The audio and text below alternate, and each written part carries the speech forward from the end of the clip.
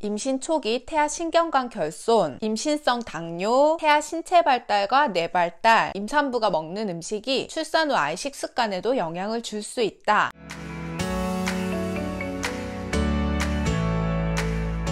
네, 안녕하세요. 육아코디 놀이 전문가 민주 선생님입니다. 저는 오늘 촬영날을 기준으로 임신 16주 3일차가 되었고요. 오늘의 주제를 먼저 소개드리자면 임산부와 태아 발달에 필요한 영양소와 음식, 그리고 피해야 되는 음식에 대해 알아보겠습니다. 지난 시간 태아 뇌 발달에 대한 영상을 촬영하고 곧장 서점에 갔어요. 여러분과의 약속대로 저도 입덧이 끝났기 때문에 임산부 식단 같이 공부하고 잘 챙겨 먹도록 해야겠다 다짐을 하고 갔었는데 이유식이나 유아식과 관련한 책들은 굉장히 많더라고요. 그런데 임산부 식단과 관련된 책을 정말 찾기가 힘들어서 결국 집에 와서 인터넷으로 구매를 했어요. 광고나 협찬 아니고요. 제가 직접 찾아서 구매한 아기와 함께 10개월 잘 먹기 태교 음식이라는 책입니다. 쿠팡에서 구입을 했고 안에도 보시면 이렇게 음식 간단한 레시피까지 다 나와 있기 때문에 괜찮더라고요. 그래서 더보기란에 링크 남겨놓을게요. 혹시 필요하신 분들은 참고하시면 될 것 같아요. 제가 원래 하고 있는 일이 영유아 발달, 교육, 놀이지도, 부모 교육까지 하고 있지만 영양사는 아니기 때문에 저도 이 영상을 촬영하기 전에 굉장히 공부를 열심히 했거든요. 다행히 친한 친구가 영양사로 일을 하고 있어서 도움을 받고 무엇보다 객관적인 지침이 될 수 있는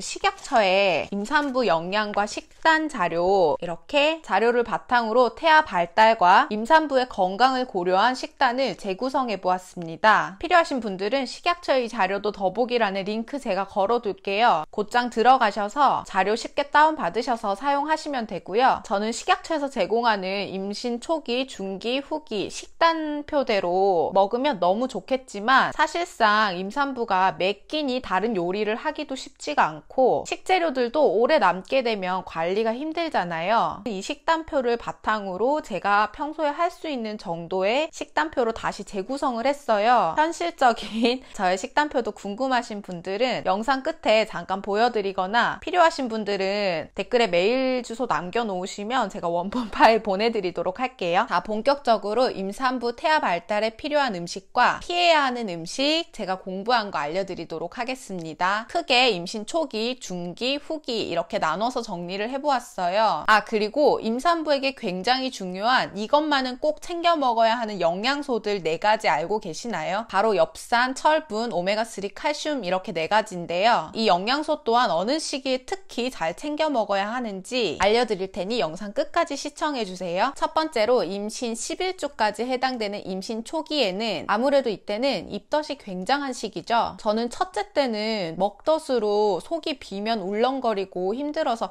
계속 먹었거든요. 그런데 지금은 5, 6주 차 정도 때부터 입덧이 시작돼서 13, 4주 차까지는 먹는 걸 생각하기도 싫더라고요. 엄마야 힘들던지 말던지 이 시기 아기는 뇌세포, 신경조직, 내장이 거의 완성되고 얼굴의 형태도 나오기 시작하죠. 지난 시간에 태아기 뇌발달 편에서 말씀드렸듯이 이 시기에 뇌세포가 폭발적으로 늘어나고 DNA 합성도 이뤄지기 때문에 엽산과 단백질 섭취를 잘 해주셔야 돼요. 그러나 입덧이 심하신 분들은 매 끼니 챙겨 먹기가 정말 힘들잖아요. 그래서 너무 새끼를 챙겨 먹어야겠다 스트레스를 받지 마시고 먹을 수 있을 때 먹을 수 있는 음식을 드시는 것이 좋다고 합니다. 대신에 아까 말씀드렸던 굉장히 중요한 영양소 첫 번째, 엽산은 임신했을 때 가장 중요한 영양소라고도 하죠. 부족할 경우에 태아 기형을 발생하거나 임신 초기 유산의 위험도 크다고 하니 임신 준비 단계에 계신 분들 또는 임신 초기 적어도 3개월까지는 꾸준히 챙겨 드실 수 있도록 해야겠습니다. 임신 초기에는 아무래도 태아 신체 내부, 외부의 기관 형성이 대부분 이루어지기 때문에 특히 피해야 하는 음식들이 좀 많아요. 어떤 분들은 뭐 그렇게까지 라고 하시겠지만 혹시 모르기 때문에 막상 아기를 가지게 되니까 신경이 쓰이더라고요. 술, 담배는 기본적으로 피해 주셔야 되고 약을 복용할 때에도 반드시 담당 의사와 상의해서 먹어도 괜찮은 약인지 꼭 확인을 하셔야겠습니다. 있습니다. 큰 생선, 다랑어, 참치 등등 임산부가 먹을 수 있는 섭취 권고량을 따져서 드셔야 돼요. 저 담당 교수님은 참치캔도 조심해야 된다고 하시더라고요. 일반 어류 및 참치 통조림은 일주에 400g, 다랑어나 참치, 연어와 같은 큰 생선은 일주에 100g을 초과하지 않는 것이 좋겠습니다. 또한 초기에는 기형아 출산을 예방하기 위해서 비타민 A가 많이 든 음식도 피하는 것이 좋다고 하더라고요. 짜잔! 이게 제가 식단표 짤 때 참고했던 식약처에서 제공하는 임산부 권장 식사 패턴에 따른 분기별 식단표인데요. 아무래도 임신 초기에 필요한 영양소들이 많이 든 음식들로 구성되어 있겠죠? 보시고 그대로 사용하셔도 좋고 저처럼 상황에 맞게 다시 재구성해서 사용하셔도 좋겠습니다. 자, 다음은 임신 12주에서 27주까지 해당하는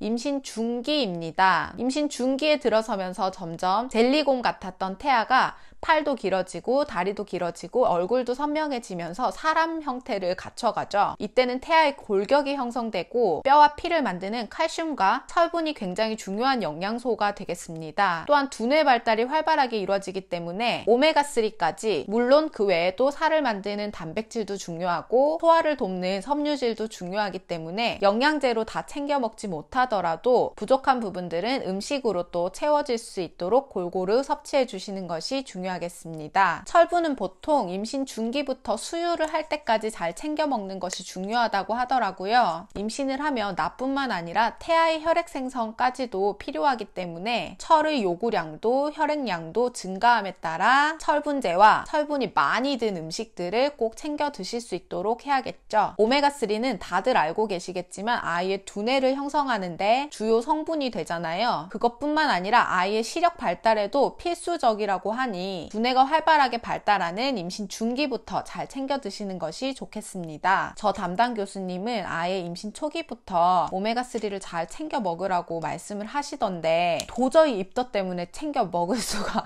없더라고요. 그래서 저도 거의 임신 14주차 정도 되었을 때부터 꼭꼭 챙겨 먹고 있어요. 임신 중기가 되면 엄마도 입덧이 좀 가라앉기 때문에 이때부터는 식욕이 좀 왕성해지는 것 같아요. 그런데 이때쯤에 또 체중이 너무 많이 늘어도 안 되고 공포의 임당 검사를 하는 시기이기도 하기 때문에 식단 관리는 태아를 위해서도 엄마를 위해서도 굉장히 중요한 시기가 됩니다. 칼슘과 철분, 오메가3가 많이 들어있는 음식들로 또 철분제를 섭취하기 시작하면 변비가 오기 쉽기 때문에 유산균, 섬유질이 많이 들어있는 샐러리, 양상추와 해조류도 많이 챙겨 먹는 것이 좋다고 합니다. 짜잔! 식약처에서 제공하는 임신 중기, 임산부 식사 권장 패턴에 따른 식단표입니다. 임신 중기에 먹으면 좋은 필요한 음식들이라고 하니 참고하세요. 마지막으로 임신 28주에서 40주에 해당하는 임신 후기입니다. 후기에는 태아의 뇌가 커지고 뇌세포도 굉장히 증가를 하고 있으니 중기와 마찬가지로 오메가3 잘 챙겨 드시고 또 민주 선생님이 싫어하는 생선도 주에 2회 정도는 챙겨 드시는 것이 좋다고 합니다. 뿐만 아니라 골격이나 감각기관도 거의 완성이 되는 시기죠. 칼슘으로 아기의 뼈와 치아를 형성하기 때문에 임신 중기부터 챙겨 먹으면 좋고 임신 후기에도 잘 챙겨 먹어야 하는 것이 출산 후에 엄마의 뼈 건강에도 영향을 줄 수 있다고 해요. 임신 초기부터도 우유나 유제품을 잘 챙겨 먹으라고 말씀을 하시던데 특히 임신 후기에 임산부가 칼슘을 잘 섭취하지 않으면 아기한테 다 뺏길 수 있다고 하더라고요. 그렇기 때문에 아기도 엄마도 건강하기 위해서는 특히 칼슘이 많이 든 음식들을 꼭꼭 잘 챙겨 먹을 수 있도록 하면 좋겠습니다. 그리고 중기부터 잘 챙겨 먹어야 하는 철분제도 이제 곧 출산을 준비하면서 출산할 때 산모가 피를 굉장히 많이 흘리잖아요. 그래서 철분제, 철분이 많이 든 음식들도 꾸준히 챙겨 먹으면서 관리를 해야겠고 또 아연을 충분히 섭취하면 산후 우울증을 예방할 수 있대요. 그래서 붉은 살코기나 견과류, 통곡물 같은 음식들도 잘 챙겨 먹으면 좋습니다.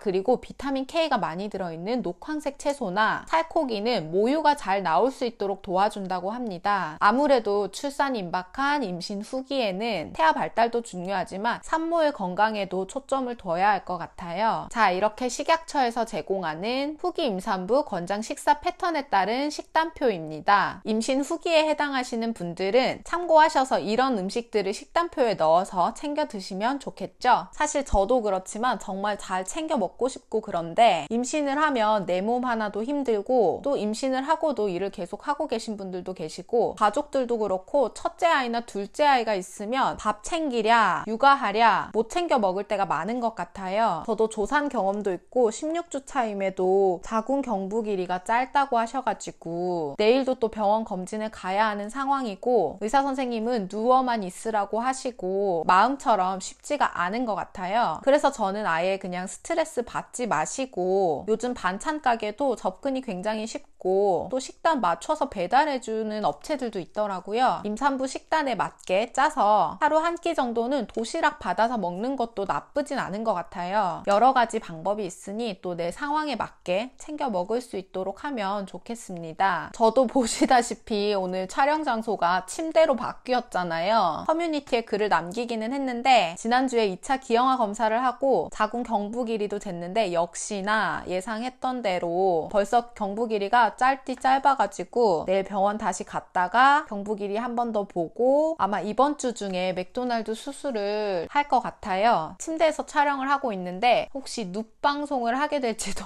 모른다는 점 양해 부탁드릴게요. 참 쉽지 않은 것 같아요. 임신이나 출산이나 육아나. 그럼에도 이 시간 스트레스 받지 않고 민주 선생님과 잘 버텨서 육아까지 쭉 우리 아이들 출산하면 영유아기 발달, 놀이, 양육 정보는 민주 선생님이 책임지도록 하겠습니다. 더 믿고 구독하시고 알람 설정도 하시고 출산까지만 건강하게 잘 버텨주시길 바랄게요. 제가 짰던 식단표는 저는 임신 중기에 해당하기 때문에 이렇게 짜보았고 저도 병원 다녀와서 상황에 맞게 잘 챙겨 먹도록 하겠습니다. 오늘 영상도 도움되셨다면 구독과 좋아요 잊지 마시고 댓글 많이 남겨주셔서 많이 소통할 수 있으면 좋겠습니다. 저는 다음 시간까지 또 잘 버텨서 무탈하게 찾아뵙겠습니다. 안녕.